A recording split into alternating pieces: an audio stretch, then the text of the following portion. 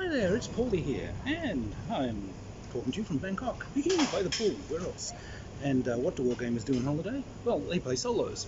And so I'm traveling with a bunch of solo games, which I'm going to review, some from some pretty crazy places. However, the pool at a 5-star in Bangkok is not a bad place to start. I found a absolutely amazing game. What you've been playing with my compadre? Lone Sherman. Fantastic piece of work. Look, it's a little tiny thin book.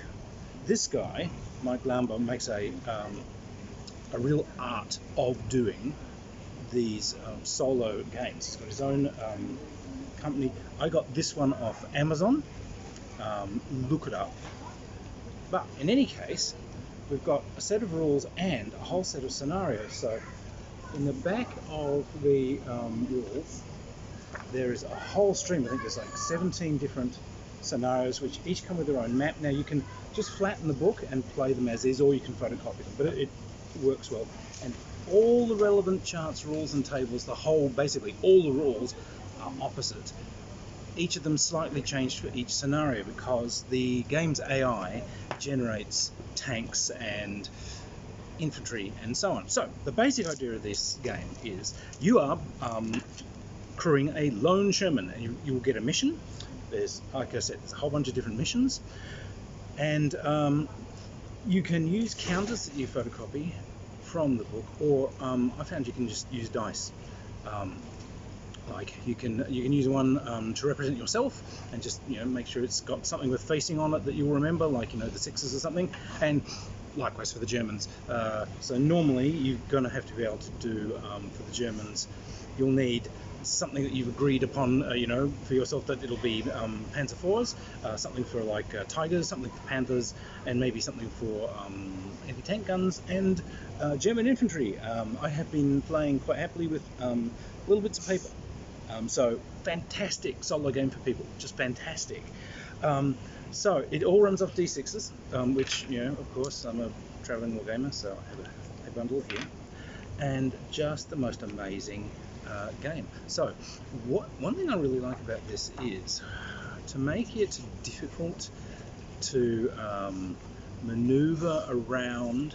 What they've done is your line of sight only goes directly down hex faces. So you've got 6 different hex faces, but it only goes down across the flats. So there are gaps where things are out of line of sight. So it actually gives it a really nice feel, because you'll have to move this tank, and then there's a guy 4 hexes away, but he's not directly on his line. So all right, well, we'll have to go around these trees and now move and pivot so he's down that line of sight. So it does have a nice kind of clunky give this thing left stick and kind of feel to it. Now at the start of each turn, what you do is, depending on the type of terrain that your tank is in, you'll roll a variable number of dice for maneuver initially.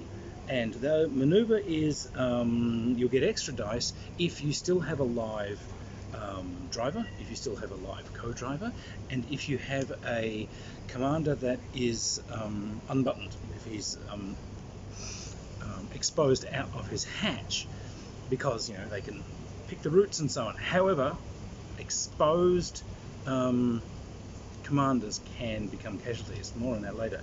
But so you might get 2 or 3 extra dice. Now you roll these dice, and that little chart that I showed you next to each scenario, that has the results for maneuver, and those maneuvers might be go forward, reverse, or turn. What you then do is you arrange those moves however you wish to try and get yourself an end position that you want to be. Now, if you roll doubles at any time, you can substitute those doubles for any turn or movement, and you can also end up hull down if you get doubles.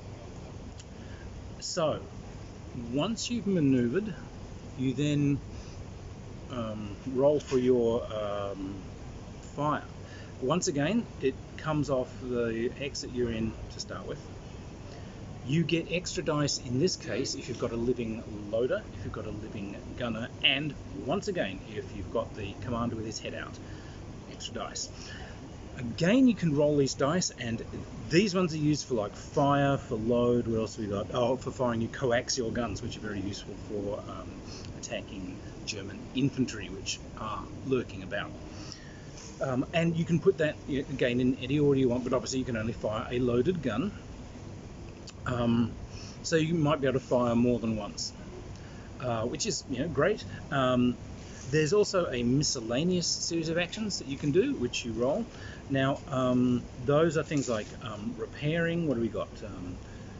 Fighting fires, repairing the vehicle, these sorts of things. And again, if you get, you can trash in doubles and so on, and you can go into a hold down position. So when it's your turn, you roll dice for movement, fire, and miscellaneous. You can choose whether you're going to like move first and fire, or fire first and move, and miscellaneous comes at the end. Then the AI does German activities. Now, in the scenarios, as you've crossed over certain hexes, there's little charts here that you roll on that start to generate enemies for you and problems. So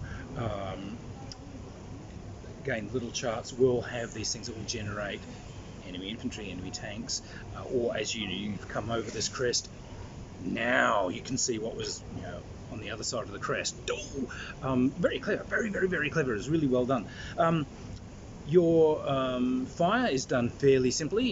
It's number of hexes away from you, and the size of the vehicle add together, and you're just rolling dice trying to beat that number. So Sherman's fairly medium. A Tiger is fairly big and easy to hit.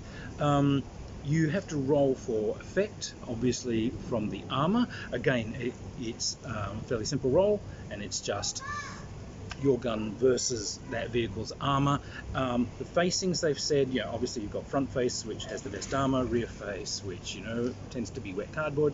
The sides, they've made a difference because it's on a hex.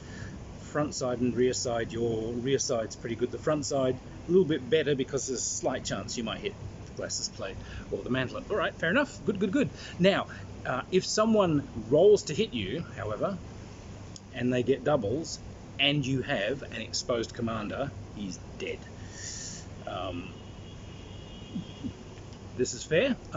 So that's the risk. German infantry, your coaxial guns can fire out to 1 hex, and you'll basically roll and see if you just remove the infantry. Those infantry can be dangerous because once it gets to the German turn, they begin pottering about, and one of the results they can get is that you can come under Panzerschreck fire or close assault from German troops. You want to give them a little bit of leeway. However, they tend to be hanging out in things like dense woods and so on where you can't go. The AI for the enemy tanks, you roll a bunch of dice on their little AI chart, and you have to then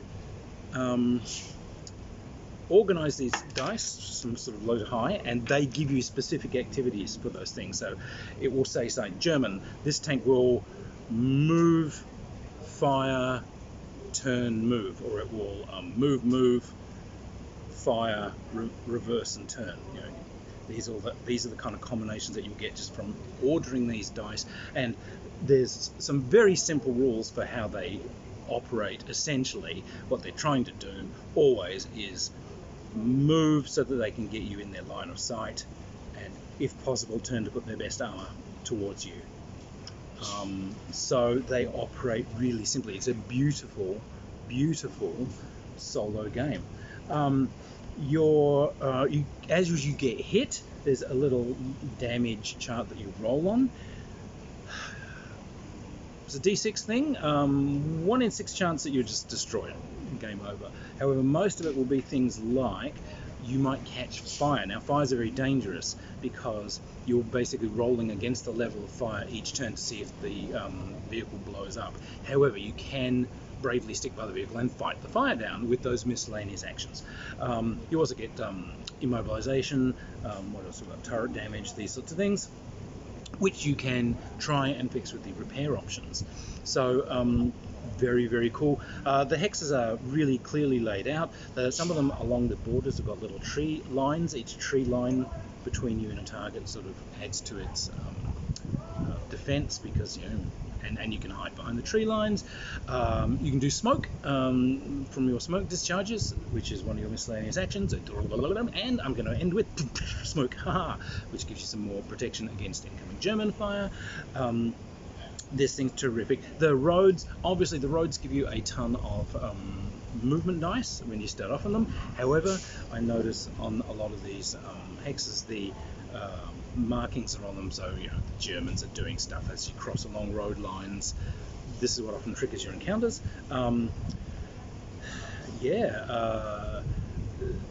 These rules are simple.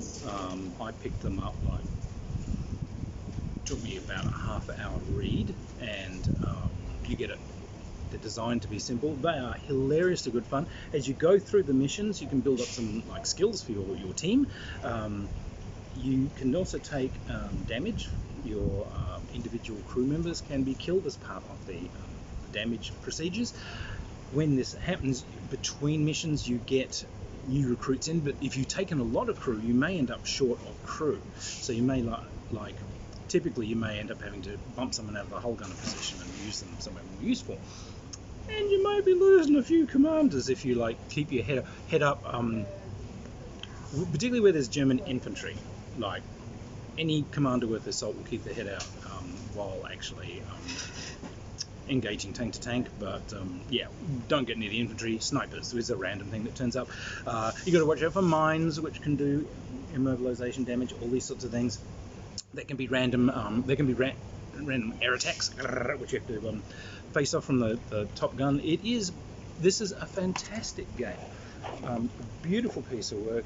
Simple.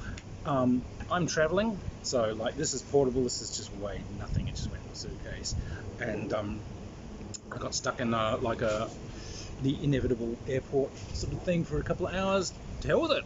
Find a table. I just brought this out and was playing away. And El Schnutzo has piloted through the first 5 missions successfully and done extremely well. So So anyway, as a travel companion, great idea. But just as a piece of wargames design, I think this is a good, solid piece of work. He knew exactly what level of detail he wanted, and he wanted this thing with everything that runs the entire game, all the AI, all the hit charts, all the dice that you're rolling for those actions, are always directly opposite the page that you're using for your scenario. And as I said, he's modded the charts from the basic ones in the main rules. He's modded them for some of the scenarios. So it's like, woo, Tiger Country, or oh my god, the Breakthrough at Arnhem, and these sorts of things. So anyway, go check it out. You can find it on Amazon. I sincerely hope he's got it up on wargames Vault, but good old drive-through. But Amazon, 5-star piece of work, absolutely highly recommended. Right, so Schnoots and I are wandering around on holiday. We are going to be doing some reviews in some strange ancient ruins and so on. We, in fact, are probably going to be the first people to ever play role-playing games in ancient Southeast Asian ruins, which I'm looking forward to. So more reviews coming soon, and no outro music this time because I'm very far away from my editing suite. But anyway, cheers everybody, keep playing, and yay! Yeah, if you like the videos, sign on, find me on Patreon, hit the little bell. Cheers!